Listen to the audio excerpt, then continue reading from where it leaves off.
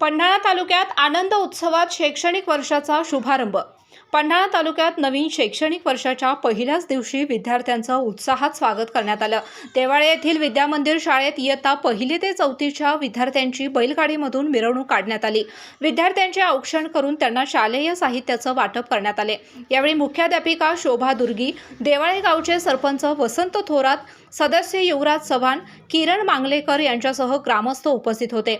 तर कोडोली येथील दरा पाटील विद्यामंदिरमध्ये नवागत विद्यार्थ्यांच्यावर पुष्पवृष्टी करत त्यांना शालोपयोगी वस्तू, शैक्षणिक साहित्य आणि पाठ्यपुस्तकांचे वितरण करण्यात आले।